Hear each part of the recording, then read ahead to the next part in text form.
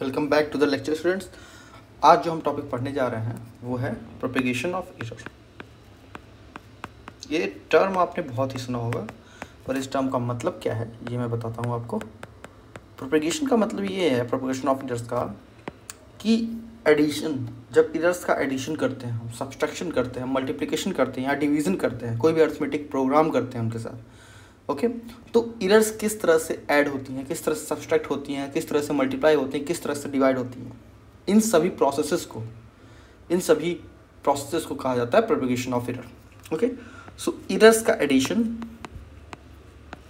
Errors का subtraction, errors का multiplication और एरर्स का डिवीजन, ये सारी चीज़ें जब होती हैं तो उनके कुछ स्पेशल प्रोसेसेस होते हैं, कुछ तरीके होते हैं जिससे ये सारे एरर्स ऐड, सब्सट्रैक्ट, मल्टीप्लाई और डिवीजन होते हैं। उन्हीं तरीकों को, उन्हीं प्रोसेस को बोला जाता है propagation of error. Okay, clear.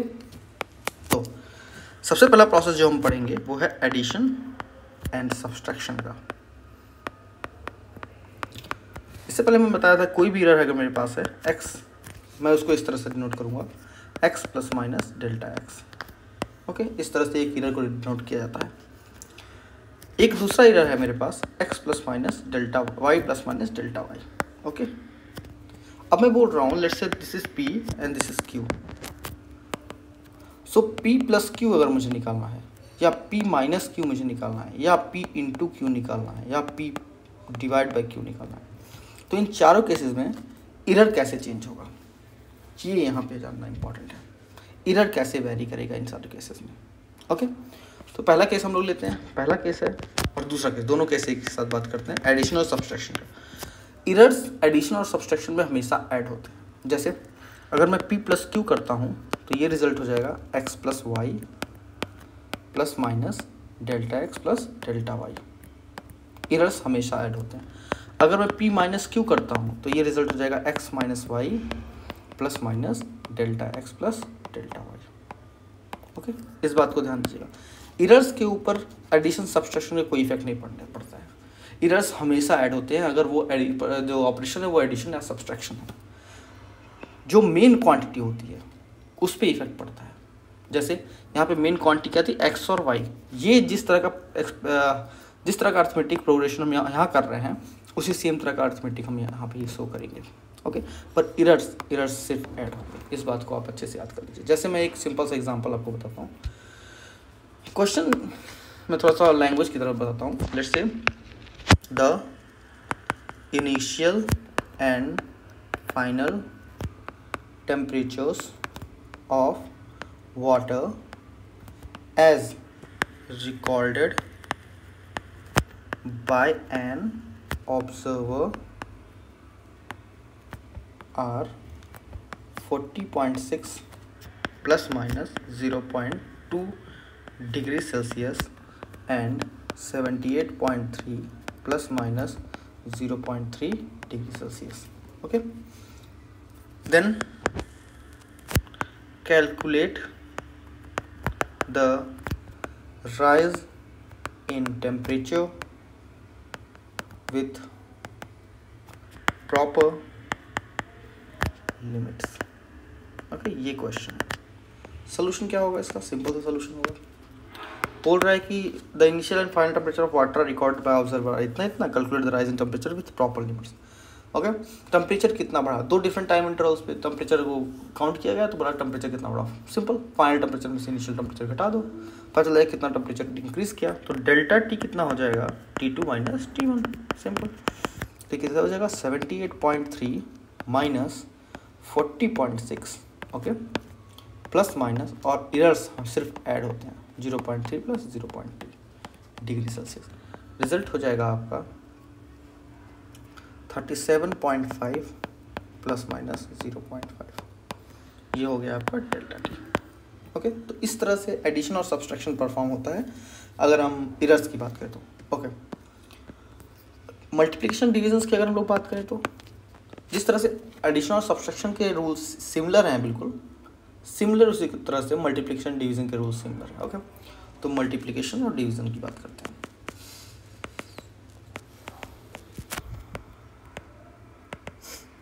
यहाँ पे हम लोग रिलेटिव एरर की कॉन्सेप्ट को इंट्रोड्यूस कराते हैं। एक्चुअली मैंने इससे पहले भी रिलेटिव एरर की बात की है, delta A by a, this is the relative error.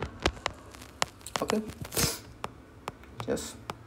अब लेट्स मैं एक कॉम्प्लेक्स क्वांटिटी लेता हूँ, x बराबर a b by a b to the power p upon c to the power q d. Okay, और मुझे डेल्टा एक्स, इन सबके errors भी हैं, डेल्टा ए इरर है ए का, डेल्टा बी इरर है बी का, डेल्टा सी इरर है सी का, और डेल्टा डी इरर है डी का। तो डेल्टा एक्स को बाई एक्स को मैं कैसे डिफाइन करूँगा, delta x by x define होगा डेल्टा ए बाई ए, और जिसके पावर है वो पावर बाहर आ जाएगा। जैसे कि यहाँ इसके पावर पी है तो p delta B by b, plus यहाँ डिनोमिनेटर में है लेकिन कोई फर्क नहीं पड़ता उससे। इसको सिमिलरली हम लोग न्यूमरेटर की तरह ट्रीट करेंगे, तो क्यू बाहर आ जाएगा delta c by c, plus यहाँ डी है तो delta d by d. Okay, इस बात को याद रखिए। और फिर डेल्टा एक्स कैसे निकलेगा, delta x is equal to x into delta A by A plus p delta B by b plus q delta c by c plus delta d by d. ये हो गया आपका error delta x in multiplication division. इसमें मैंने इस example को मैंने इसलिए लिया क्योंकि इसमें मल्टीप्लिकेशन डिवीज़न पावर सारी चीज़ें एक साथ आ जा रही है।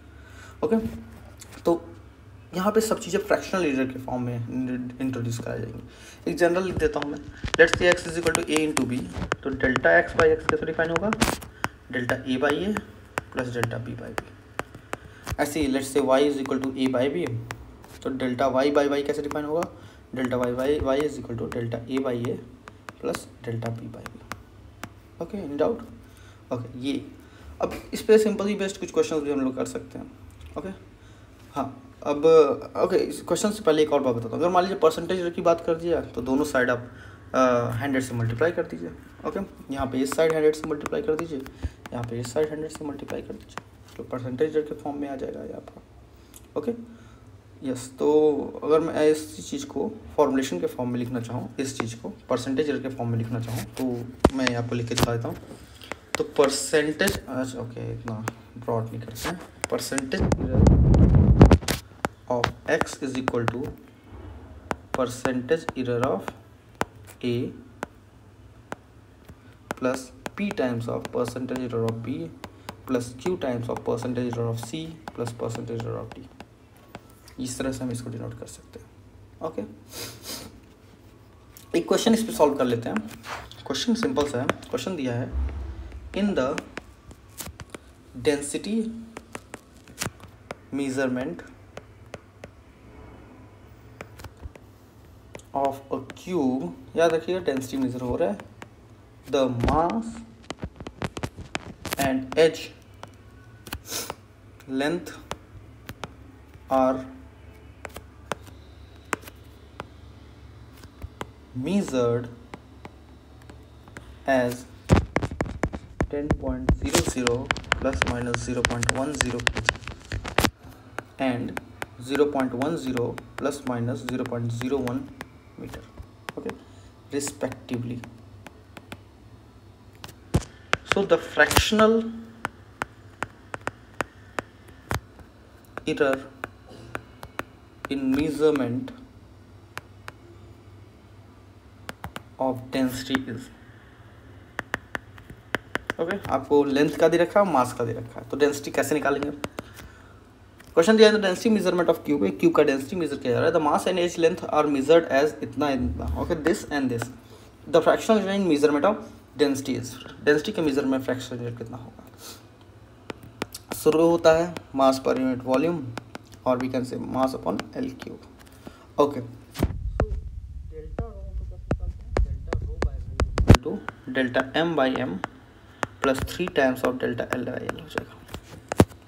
कोई फर्क नहीं पड़ता डिनोमिनेटर में किस में है, निगेटिव है, कोई पावर नेगेटिव, कोई फर्क नहीं पड़ता, सिंपली इसको इस फॉर्म में लिखेंगे। ओके, अब रो हम कैलकुलेट करते हैं। तो रो मास कितना है? मास है 10 और लेंथ कितना है? 0.10 का क्यूब। ओके, तो रो आ गया आपका 10⁴ kg पर मीटर क्यूब। ओके, अब इसकी बात करते हैं। तो डेल्टा रो कितना देगा? Delta rho delta m by m plus 3 times of delta l by l. 10⁴, what is delta m? 0.10 and by m is 10 plus 3 times of 0.01 upon 0.10. तो delta rho is equal to how much? You will get delta rho, अगर आपको निकालना हो तो delta रो bye रो भी आप निकाल सकते हैं। You will gate 10⁴ into 0.31, this is your delta rho. Okay, ये आपका डेल्टा रो यहाँ पे आ जाएगा। ओके, डेंसिटी रो आपने निकाल ली थी। इस तरह से ये पूरा प्रोसेस एक फॉलो होगा। ओके, तो आज के लेक्चर के लिए इतना ही। अगर आपको लेक्चर के में कोई भी डाउट हो तो प्लीज़ कमेंट सेक्शन में जरूर डालें, और अगर आप मेरा वीडियो आपको पसंद आया हो तो प्लीज़ वीडियो को लाइक करें और चैनल को सब्सक्राइब करें। Thank you.